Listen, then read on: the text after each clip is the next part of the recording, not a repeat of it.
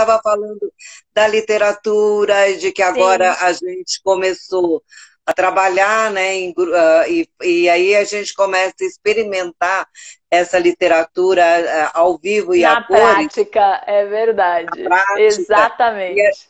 a gente sempre pensava, bom, um dia, talvez, quem sabe, eu tente fazer isso. E, de repente, a gente foi obrigado a estar fazendo antes do que imaginava, antes do que estava esperando, né? Com certeza, com certeza. O que eu estava comentando, eu não sei até onde as pessoas conseguiram ouvir, né? Acompanharam. Eu estava comentando que dados de eficácia já tem faz tempo, né? De que funciona. A questão toda era a gente ter a coragem ou talvez a necessidade de se lançar. Agora, de fato, a gente tem uma literatura consistente já que mostra a eficácia das intervenções online para grupos, mas pouca literatura que fale sobre o processo grupal. Então, Ah, isso sim, isso é uma coisa que a gente vai precisar investir e que, na verdade, a gente está investindo forte nisso no LAPIC, né? De tentar entender quais são as diferenças no processo, o que a modalidade online tem de diferente, né? Em termos de processo grupal e tal. Mas o que eu estava querendo comentar é que se a gente já precisava se planejar muito, né, nas intervenções em grupo ao vivo, né, quer dizer, ao vivo essas também são, né, presenciais, agora a gente tem todo um planejamento bem operacional mesmo, né? A gente não precisava ligar para o paciente e dizer vamos explicar para ele como que ele chega, né? Na melhor das hipóteses, a gente mandava o endereço, né? Agora não, agora a gente precisa fazer sessões de preparação mesmo, né? Então, por exemplo, sessões individuais que não são sessões, né? Mas que são muito mais um encontro para tentar orientar sobre o uso da plataforma, sobre as questões do sigilo, sobre qual é o cômodo da casa, talvez que pode ser o mais adequado. Aí tu vai dizer, mas isso também é assim no individual? Com certeza, mas eu acho que tem um ponto em que é diferente no individual e no grupal, que é a nossa preocupação com o sigilo dos outros, né? No individual, eu tenho que me preocupar com o meu sigilo e o sigilo do meu paciente. uhum. Agora eu tenho que me preocupar com o sigilo das outras pessoas. Então, coisas como, por exemplo, não pode gravar, não pode tirar print. Por quê? Porque no momento não pode postar nas redes sociais, porque no momento em que eu poderia postar, se eu quero, né, postar a minha terapia com o meu terapeuta, eu poderia postar, né? Mas eu não posso fazer isso dentro de uma intervenção em grupo porque existem outras pessoas envolvidas, né? Então, todas essas coisas que parecem muito óbvias precisam estar muito claras e muito explicadas, né? Desde o início do tratamento, né? E tal. Então, acho que tanto é que eu estava comentando na outra live que a gente caiu, né? A gente, no próprio laboratório, né, acabou desenvolvendo aí vídeos com essas explicações iniciais de como acessar a plataforma, de como preparar o ambiente, tudo no sentido de tentar ajudar mesmo as pessoas a se organizar e se planejar para a sua sessão, porque no fim das contas a sessão agora acontece na casa das pessoas, né, no ambiente das pessoas. Então, É acho que uma esses são coisa que eu acho, alguns. uma coisa que eu acho bem interessante para os pacientes em terapia individual, e que eu imagino que em grupo seja maior ainda, o uso até do fone de ouvido. Sim, sim. Porque a família, até você pode estar num cômodo, mas a família pode escutar as outras É, pessoas, é, né? exatamente. A coisa do fone de ouvido, a coisa que eu também, né, comentei na outra live, né? A coisa de deixar uma musiquinha perto da porta para dar uma abafada no som. Todas essas são pequenos detalhes, né? São detalhes que acabam fazendo a diferença no sentido de resguardar o sigilo, né, dos pacientes. Além do que, a gente poderia falar de outras diferenças, por exemplo, dos aspectos de processo da linguagem não verbal, por exemplo, né? Uhum. Por um lado, se por um lado tem um limitador, que é o fato de que eu não sei para quem aquele paciente está olhando. Tá. Porque são vários pacientes. Eu não sei para quem ele está olhando. Eu não sei se ele está olhando para o terapeuta, se ele está olhando para outra pessoa, se está olhando para a pessoa que está falando, né? Claro que eu posso ver se ele faz caras e bocas, mas eu nunca sei para quem. Quando eu estou numa sessão presencial, eu vejo, né? Eu tenho essa noção de contato visual, de linguagem não verbal, que eu não tenho. Pelo menos ela é bastante comprometida no sentido de que eu não sei a quem é dirigida aquele olhar, né? Eu não sei a quem é dirigida aquela expressão facial. Se aquela expressão Uhum. facial é dirigida ao terapeuta ou se aquela expressão facial é dirigida a...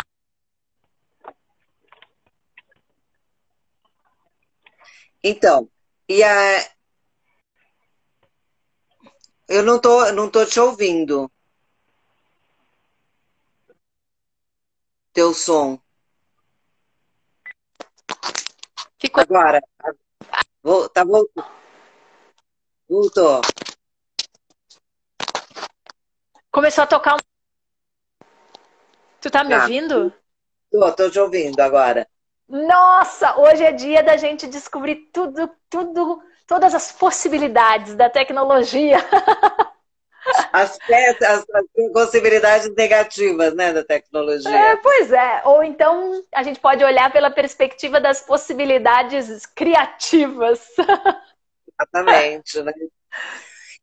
Então, o que eu E- queria comentar eu estava falando dessa coisa de uma limitação que é eu não ter, né, a possibilidade desse contato visual, pelo menos eu não sei exatamente para quem a pessoa está olhando. Por outro lado, veja, se eu sou terapeuta de grupo e eu tô numa sessão presencial, por mais que eu tenha a visão periférica, se eu me viro para cá e vou prestar atenção nessa pessoa que está falando, eu vou ver ela e as 2, 3 pessoas que estão aqui. Mas, por exemplo, as pessoas que estão desse lado aqui, eu não vou ver se elas estão fazendo caras e bocas, o que elas estão fazendo. Por outro lado, na intervenção online, essa é uma vantagem, porque tá todo mundo na tua cara. Ou seja, não tem como se esconder. Tu só não sabe para quem é o olhar, tu só não sabe para quem é aquela expressão facial. Mas as Uhum. expressões faciais estão todas ali. Então não é só, eu também não queria dar a impressão para as pessoas que é só limitações, também são oportunidades. Por exemplo, essa é uma. A gente nunca teve todas as pessoas dispostas na tua cara. Eu já trabalho com grupos há muitos anos e eu vou te confessar que o primeiro grupo que eu fiz eu achei muito bacana. Eu podia olhar literalmente para todo mundo ao mesmo tempo, coisa que no presencial eu não consigo fazer, né? Então, acho que tudo tem os seus prós e os seus contras, né? E no presencial eu costumo trabalhar muito com o coterapeuta. E o Sim, coterapeuta ajuda muito também aqui nesse novo modo. sim. O coterapeuta, ele acaba sendo um ponto bem importante, só que isso é muito interessante. Eu não sei se vocês estão percebendo isso, eu não tinha lido sobre isso ainda na literatura, mas as pessoas, de um certo modo, ficam até mais tímidas dentro da versão virtual, né? Então, por exemplo, tem mais essa coisa do delay, tem essa coisa de esperar o outro falar, e daí fica todo mundo meio esperando. Será que agora sou eu que falo? Será que agora é fulano? E daí 2 pessoas abrem o microfone juntos. E então, uma dica, né, é não... Por exemplo, a gente trabalhava com 3 terapeutas no presencial. Agora a gente está trabalhando com 2. E se o grupo for muito pequeno, pode ser um pouco... Pode ser, a não ser, a depender de como a gente lida com a sessão, pode ser um pouco constrangedor ter 2 terapeutas. Porque se o grupo, por exemplo, for muito pequeno, fica como se fosse muita gente em cima, assim. Isso também é uma coisa interessante. É muito subjetivo, assim, isso que eu tô falando. É muito uma sensação, né?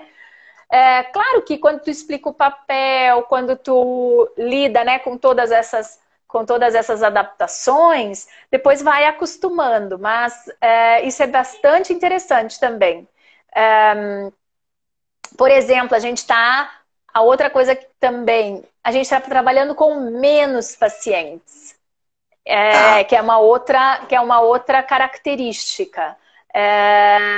Quando tu trabalha com mais pacientes, parece que as pessoas ficam mais, de alguma forma, recolhidas, mais quietas. Então, elas, tipo, só respondem o que pergunta, sabe? Eu não Sim. sei, é muito interessante para mim que dou muita aula, né, também, fica muito rapidamente com cara de aula a intervenção grupal, se tu tem muito paciente. É, Então, trabalhar com um grupo um pouco menor também é uma outra dica que eu daria. é porque fica difícil, né, também para você ficar entrando, falando, né? E sendo que tem muita gente, e já tem aqueles pacientes que falam menos, e aí É. essa é uma oportunidade de ficar mais quieto e observar mais, né? Isso, isso. E lembrando que a gente acaba incentivando muito que todos falem, né? Claro que cada um do seu jeito e tal, mas que todos tenham a oportunidade de falar, né? Ah, Então essa é sim. uma, tem que estar muito atento, né? A esse aspecto. E tem aqueles pacientes, né? Eu vejo, pelo menos no presencial, que estão ali, só falam deles, né? E não deixam espaço para o outro. E Sim. quando o outro vai falar, ele não presta atenção, né? Sim, bem isso, exatamente, exatamente. Então, essa mediação que é um desafio nas nossas intervenções presenciais, ele é um desafio também, mas é engraçado, porque é um desafio diferente. Em geral, as pessoas não falam muito por cima uma das outras, né? Em geral, as pessoas mais esperam o outro terminar de falar. A outra coisa bacana é que se tu não libera o chat, não tem conversa paralela, Ah, legal. Ah, né? então algumas Agora, se tu pessoas. liberar o chat, aí tu vai ver. Vai ter um grupo no chat e um grupo falando. Ah, porque e no chat você também se expõe menos, né? Pois é, Assim, engraçado. Isso depende de grupo para grupo, Manji, porque tem grupos que parece que no chat, tipo, posso dizer tudo. ah, tá. Então depende muito de como é que. Quais são as expectativas e atribuições de significados que as pessoas têm sobre o chat ou têm sobre falar. Por exemplo, uma coisa que a gente não aceita de jeito nenhum é ficar com a câmera fechada. Ah, sim. Justamente porque gera uma coisa de eu me comprometo contigo, mas tu não te compromete comigo, né? No caso dos outros membros. Então, essa postura equitativa entre os membros precisa investir bastante. E daí tem que explicar, porque dependendo do grupo que tu tiver trabalhando, as pessoas estão acostumadas a ficar com a câmera fechada, por exemplo, né? E aí outra questão bem interessante, né? Outra vantagem é tu tem menos desistência, Aham. não tem praticamente atraso. Quem vai desistir, desiste logo e não vai mesmo participar. Isso é uma outra coisa muito interessante. Tem uma adesão muito interessante. Quem está disposto, entendeu? É muito interessante isso. A Cris está colocando aqui que ela observou que lá no Amit eles passaram a ser mais pontuais e Ah, faltar menos, né? mesma coisa, mesma coisa, mesma E coisa. algumas pessoas estão perguntando quantos pacientes você acha Tá, ideal para colocar no grupo, para um terapeuta ou para dois terapeutas, quantos tá. você acha ideal? A gente tá trabalhando, a gente achou aí um número, né? Um bom ponto de equilíbrio até 8 para dois terapeutas, Ah, tá? E para um terapeuta, eu te diria 4, no máximo 5. Acho 5 já um número grande. Porque o coterapeuta, ele continua tendo a função de backup e agora ele é backup não só como terapeuta, mas também backup de tecnologia, né, Manji? Porque, por exemplo, e se acontece de eu travar, né, de eu cair, de eu travar, da minha internet não funcionar, então eu tenho ainda aí a possibilidade do coterapeuta manter, do coterapeuta dar continuidade aí na sessão, né? Então, eu diria assim, 4, 5 no máximo com um terapeuta e até 8. A gente está trabalhando com no máximo 8 com 2 terapeutas. Tá. E você acha que com a que está falando sobre a Neuciane, olha, Neuciane, dos Neuci, códigos sua sociais, linda! abrir a Que câmera, pelo saudade! menos. Você vê, ela está fazendo. Eu estou lendo a pergunta dela que vai passar. Peraí, deixa eu ver ela queria saber dos focos sociais com a Ah, câmera. sim. Sim. Então, isso é muito interessante, tá? Neuci precisa insistir com a coisa da câmera. E por isso eu estava comentando antes a coisa da sessão, de fazer uma sessão antes, explicar. Por exemplo, as sessões de preparação vão ser super importantes. E não vai dar para a gente abrir mão da câmera. E isso tem que ficar claro. A pessoa sempre tem a opção de não participar dessa modalidade, né? De intervenção. E a gente explica por quê, né? Explica por que a gente precisa de todo mundo aí com a câmera aberta, né? O microfone não precisa estar aberto, né? Mas quando eu não estiver falando, mas a câmera precisa. E aí isso também é um ponto interessante, porque a própria literatura fala da importância disso, porque tem uma questão aí de compromisso mesmo, né? De se comprometer com as outras pessoas do grupo e tal. E aí é explicar, é psicoeducar e mostrar para a pessoa que ela tem escolha. Ela tem a escolha de não fazer essa modalidade de intervenção, né? Mas a gente não abre mão da câmera, não. A Maura está fazendo uma pergunta aqui, o manejo do transtorno, eu acho que eu não estou entendendo exatamente qual é o transtorno. Peraí, deixa eu dar uma olhadinha. Do Então, TOD, tá, do transtorno opositor desafiante. Então, eu até ia perguntar de criança, né? Como é que faz isso? Então, a Maura, essa lindeza aí, lembra que eu comentei no início que a gente está fazendo em parceria com a Maura e com a Luciana. A gente está testando intervenções com criança em grupo, online. E, inclusive, vou dar um spoilerzão aí, Maura. Posso dar um super spoiler? Inclusive, a gente está com um projeto aí de tentar montar alguma coisa em termos de gamificação, alguma coisa assim, de intervenção para crianças. A gente está tateando, vou ser bem sincera, nós estamos aprendendo, né? Então, funciona, dá certo? Sim. Se a criança, né, se usar estratégias de envolver a criança, se conseguir, né, a própria Maura manda kits para casa das crianças, né, para elas já terem todos os materiais, para daí a sessão de grupo poder acontecer, né? Então, essas são algumas estratégias de envolver mesmo as crianças na proposta grupal. Dá para fazer sim.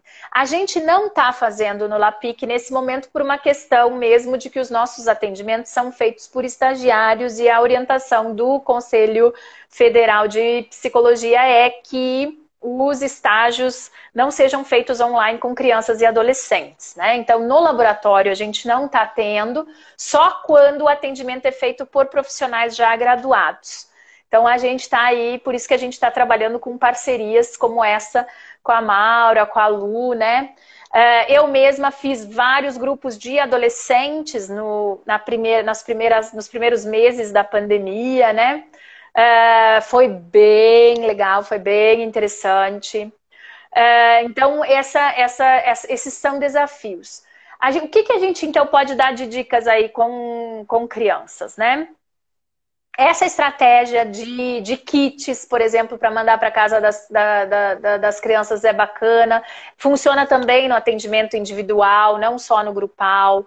A outra coisa é a tua seleção ser muito mais criteriosa ainda. No caso das crianças, mais ainda é fundamental que realmente as crianças que estão naquele grupo, elas precisam ter uma homogeneidade de objetivo para estar naquele grupo. Mais ainda do que é nas intervenções presenciais. Outra coisa é trabalhar com grupos menores de criança. Então, eu respondi a pergunta do número de pessoas pensando em adultos. Se a gente estiver trabalhando com crianças, a gente vai trabalhar com 3, no máximo 4, até para ter todo esse envolvimento. Outra coisa que a gente teve oportunidade também de fazer foi sessões conjuntas. Então, sessões que envolva também os cuidadores da criança. Então, já que a gente tem aí a oportunidade de estar na casa das pessoas, né? Aproveitar também para intervir aí na realidade da criança. Os comportamentos opositivos, a gente vai descobrindo criança a criança como manejar.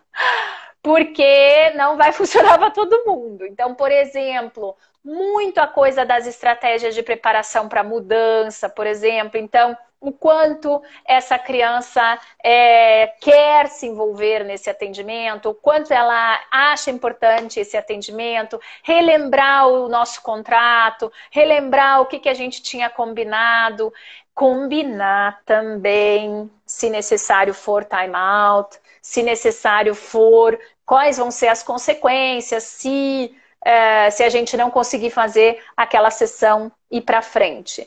Mas as experiências estão sendo muito positivas, ao contrário do que talvez eu te diria se tu me perguntasse isso um ano atrás, né, Manja? Se tu me perguntasse isso um ano atrás, eu ia te dizer, meu Deus do céu, não sei, não faço ideia o que vai ser isso, né? Então...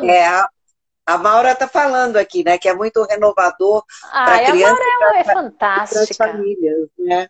Não, a Maura é fantástica. Nós não poderíamos ter parceria melhor do que essa, né? Então, ela realmente também tem uma habilidade, né? A Maura, a Luciana, a própria Isabela Rebesse, né? Que é a minha orientanda, que é quem está à frente, assim, do projeto com as meninas. Então, assim, é realmente muito, muito... É desafiador, mas um desafiador gostoso, sabe, Manji? Uma coisa assim, tipo, cada sessão é um frio na barriga, cada sessão é... Vamos pensar, vamos planejar, será que vai dar certo? Então, bem legal. A Nilciane está perguntando quantas sessões, e isso já foi perguntado para alguém aqui também, tempo de duração, outras pessoas... E a duração, né, de cada sessão, por exemplo. A gente está fazendo 6 sessões. 6 sessões de manejo de ansiedade e estresse com os adultos, tá? 6 sessões de manejo para lidar com o que nós estamos vivendo agora. Então, nós estamos trabalhando com 6 sessões, no máximo 8 pacientes, as sessões de 1h30, tá? Às vezes passa um pouco desse tempo, às vezes fica um pouquinho menos, tá? Mas é basicamente isso. Será que eu respondi tudo? Acho que sim. Sim. E as com 2 terapeutas. Eu não fiz todas as perguntas. A técnica mais usada nos grupos online. Que você... é que para esse tipo de grupo que a gente está fazendo, a gente está usando muito. Então, vamos lá. O nosso programa, ele é um programa literalmente, vamos lidar com essa pandemia que está sambando na nossa cara. Então, a gente, claro, faz psicoeducação, né? Tenta identificar quais são os gatilhos, as coisas que estão sendo mais difíceis de lidar, que estão mais gerando, né? Ou que estão mais associadas com emoções desagradáveis de sentir, né? Principalmente o que mais está gerando ansiedade, o que mais está deixando as pessoas angustiadas, cansadas, esgotadas, né? E aí a gente psicoeduca sobre o funcionamento, né? Do que a gente pode fazer em relação à ansiedade, o que a gente pode fazer em relação ao estresse. Se as pessoas trazem mais questões relacionadas, por exemplo, à angústia, à tristeza, à desesperança, a gente também entra nesse manejo, né? A gente usa muito técnicas de regulação emocional. Então, por exemplo, desde mindfulness, desde autocompaixão, desde respiração diafragmática, desde relaxamento muscular progressivo, passando por flexibilizar, aceitação. A gente está trabalhando muito com aceitação, com identificação de valores, o que é importante para mim, o que é imprescindível para mim nesse momento e como eu posso me aproximar, né? E muito a coisa da aceitação, né? Da gente pensar naquilo que a gente pode mudar e naquilo que a gente precisa, na verdade, lidar, aceitar. Olha, eu fui pista de pouso de uma borboletinha aqui. Então, o que a gente pode mudar? Como é que a gente pode lidar, né? Outra, a gente está encerrando as nossas intervenções com estratégias de autocuidado e gratidão, né? Além de autocompaixão. Então, na verdade, eu falei assim, bem no geral, o que são as seis sessões, né, que a gente está trabalhando. E uma coisa que chama muita atenção, Mangi, é que talvez em outra época a gente diria assim, nossa, mas 6 sessões não dá para nada. Olha, as pessoas dão feedbacks fantásticos. E a gente, obviamente, está acompanhando também com testagem, né? E a gente está, na verdade, semana que vem. Não, que semana a gente está? Que eu agora estou perdida. Não, semana que vem. Semana que vem a gente está encerrando aí vários dos grupos que estão acontecendo e pelo que a gente está acompanhando, né, das réguas, né, de emoções, de como as pessoas estão se sentindo, realmente os resultados são animadores.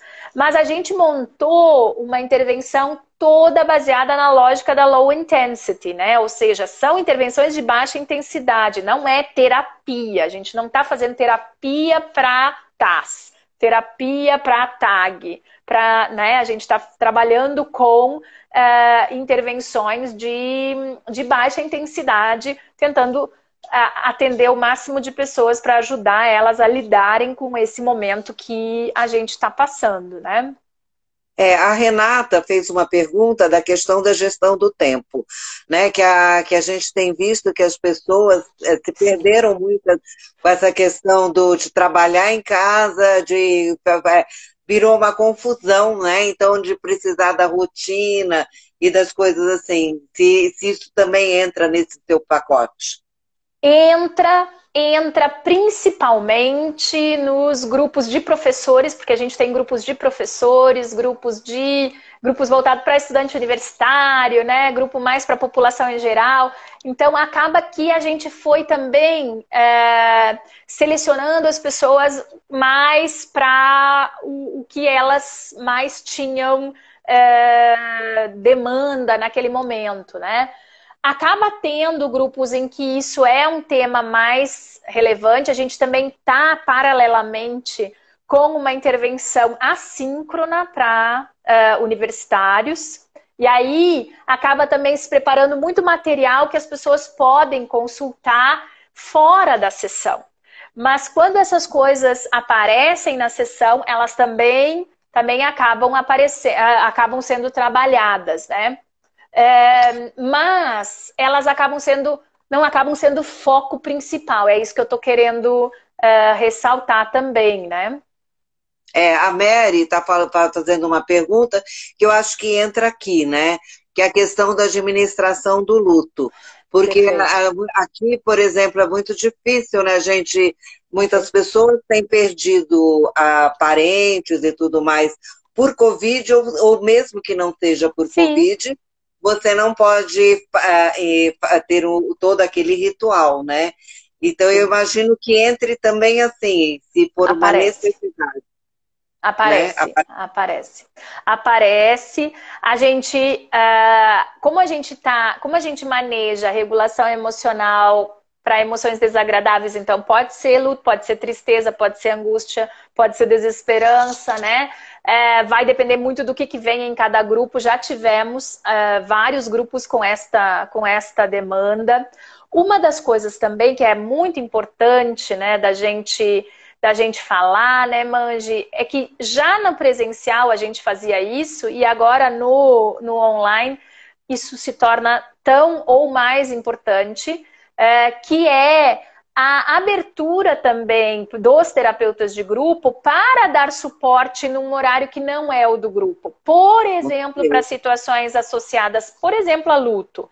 Mas não porque a pessoa não vai poder falar da questão do luto, não. É óbvio que se isso aparecer, ela vai ser acolhida, o grupo vai ser chamado a dar suporte, né? Uhum. Mas depois também os terapeutas oferecem, né, suporte, perguntam se a pessoa gostaria de ter uma sessão de apoio, né, que os próprios terapeutas do grupo oferecem daí. Eu acho que é super importante, que no presencial a gente já faz isso, né? Precisa de alguma coisa, às vezes a gente chama para uma individual ou eles mesmos solicitam, né? Que eu acho que é importante ter isso. Com certeza. Uma questão que alguém está falando, agora eu perdi o nome da pessoa, sinto muito. Aqui, se essa indicação são sessões semanais ou quinzenais. Pois é, tem mais uma diferença que a gente descobriu. Nesse momento, eu não sei se tem a ver com ser online, não consigo responder agora, se tem a ver com ser online ou se tem a ver com a pandemia. Mas nossa noção de tempo foi completamente atrapalhada, né? Nesse momento. Então, uma semana é muito tempo. 15 dias é uma eternidade. Então, não temos intervenções quinzenais. Nossas intervenções são todas, nesse momento, nesse protocolo que a gente está testando agora, são semanais. Mas o protocolo LAPIC contra a Covid, que foi o primeiro que a gente testou, era 2 sessões na semana. Com um intervalo de pelo menos um dia entre as sessões. E uma das coisas que me chamou muita atenção é que no presencial, a gente tipicamente não faz 2 sessões por semana e quando faz, muitas vezes isso acaba sendo uma coisa meio de... que parece que desestimula. Então eu vou numa e não vou na outra. Uhum. E no online, ao contrário. As pessoas... Parece que o nosso relógio acelerou mesmo. Então, mas eu não sei dizer, isso precisa ser testado. Se isso tem a ver com o fato de ser online, tá, Mangi? Não sei. Ou se tem a ver com esse tilt que deu aí no na nossa noção de tempo por causa da pandemia. Tá. Eu também não... Mas a gente está trabalhando semanal, desculpa. Então, só respondendo à pergunta. A gente está trabalhando semanal agora. Uhum, tá. Eu acho que é bem legal, né, essa coisa da gente poder observar algumas mudanças por ser online, por ser a diferença. Esse momento. Inclusive a possibilidade de você ter pessoas de lugares diferentes. É muito legal, isso é muito legal. Necessariamente as pessoas que moram na mesma cidade. Então você tem informações diversas, né? Isso é muito legal. Não sei se os seus grupos tem gente assim de fora Sim, também. sim, sim, a gente tem gente do Brasil inteiro, até de fora. É legal, né? Isso é bem É, legal. Que é isso é bem legal. Isso é bem legal. Claro que lembra que eu sou super defensora da homogeneidade de objetivo, né? Então a gente ainda assim fez uma seleção, né? Organizou de uma forma que haja uma homogeneidade de objetivo, né? Para também não dar aquela sensação de peixe fora d'água para nenhum dos integrantes.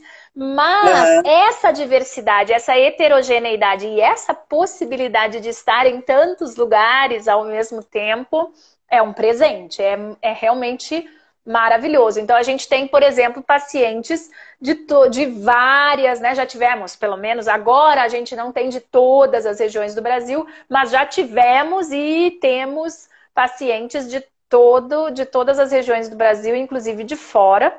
Para vocês terem noção, a gente teve inscritos que não falavam português e aí ficou um problema, porque É, aí, a gente não aí tinha é como fazer. complicado, né? É, Porque a a gente gente tem não tinha. pacientes.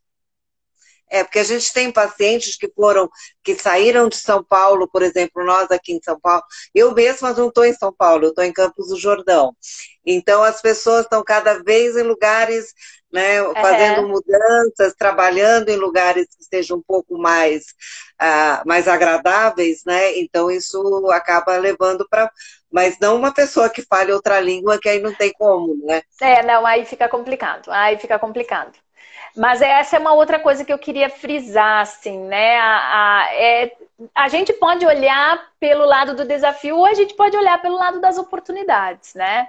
Uhum. Quando a gente lançou, né, o primeiro projeto que foi totalmente atendido por profissionais, né, que são as psicólogas, pós-graduandas, colaboradoras de pesquisa do laboratório que fizeram os primeiros atendimentos quando ainda não estava liberado pelo Conselho e pelo próprio Ministério da Educação para fazer, para os estagiários fazerem atendimentos online, né?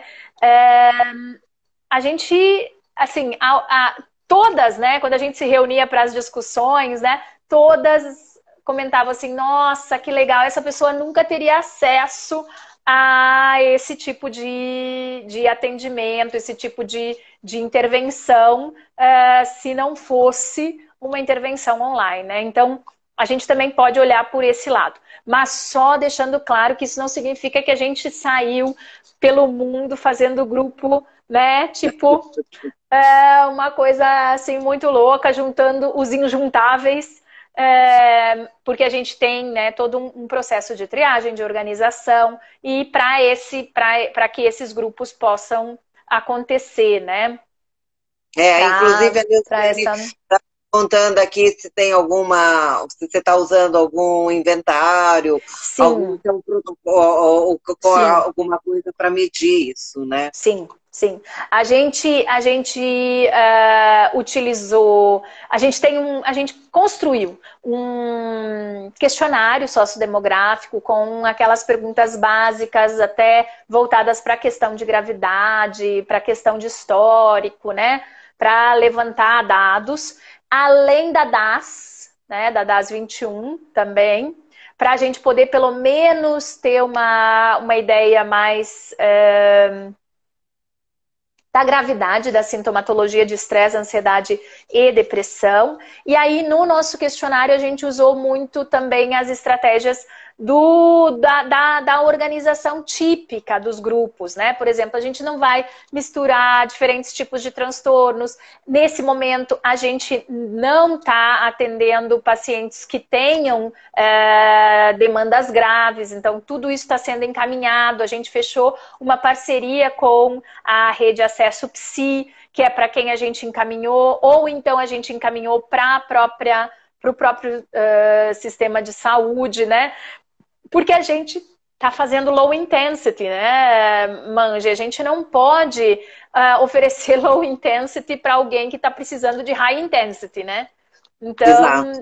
Então a gente tomou muito esse cuidado, né? A gente está recebendo até quadros moderados, né? Uhum. Quadros graves estão sendo todos encaminhados ou para parcerias ou para o próprio sistema de saúde, né? De volta. Então, essa é uma outra estratégia. A outra coisa também que acaba acontecendo é que, como tem esse contato prévio, né, com os grupos, a gente acaba também identificando, quase como uma entrevista, né?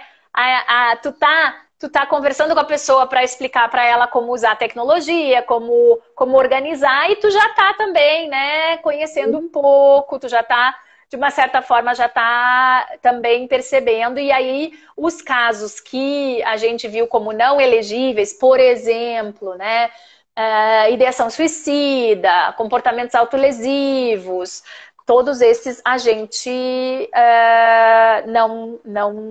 não incluiu nos grupos, né? Uhum. Porque é exatamente isso aí que você coloca, né? Do high intensive ou low intensive. E eu acho, Bia, que é uma coisa que é bem legal, né? Fiquei muito feliz dessa live. Eu vou estar começando a encerrar, porque esse aqui acaba, né? Ele Que acaba algumas acabado. pessoas falaram que vão tentar o desafio ano que vem e se inspiraram nesse teu trabalho maravilhoso, como sempre, né? Então, é uma coisa que é bem, bem bacana, né? Sim, Então falando. é muito legal. Obrigada, viu, Manjo? Obrigada pela oportunidade. Obrigada por todos os comentários. Eu não consegui ler, porque eu fiquei prestando atenção nas perguntas e nas respostas. Mas muito obrigada, gente, por nos acompanhar e por essas palavras tão carinhosas aí com o nosso trabalho. Queria só ressaltar, assim, quero agradecer, porque é uma equipe gigante que está comigo, né? Minhas orientandas, minhas supervisionandas, quero agradecer também a professora Karen Chupsins, que está com a gente nesse processo do assíncrono. Eu nunca tinha feito nada de assíncrono, então é muito legal. Quero também ressaltar aí o processo, né, além das minhas orientandas, né, que são meu braço direito e esquerdo, as duas pernas, olho, nariz, boca, tudo, né? Não sou ninguém sem essas meninas lindas. Também os estagiários, porque eles realmente se puxaram. Eles estão se reinventando, porque os bichinhos também sofreram, né? Com toda essa pandemia e, né? Os universitários, a gente sabe aí os impactos na saúde mental dos universitários que tudo isso está causando. Então, também quero aproveitar para dar os créditos aí para o pessoal, que é fantástico, né? A gente não É, faz nada sozinho. não, com certeza, né? E eu queria muito te agradecer. A gente aprende sempre muito com você, né? E muito Oh, legal o teu obrigada, querida. projeto, né? Vou querer, né? Tá bom? Obrigada, Um minha beijo linda. grande, um beijo, amor, Muito beijo. obrigada, querida. Tchau, gente. Obrigada. Acabei não dando nem beijo direito, né, para as pessoas. Em breve vai ter novidades aí de mais coisas que a gente está fazendo. Então, eu uso os nossos canais para divulgar quando você quiser. Tá São teus. certo. Um Obrigada. beijo. Beijo. Tchau, gente. Beijo. Obrigada.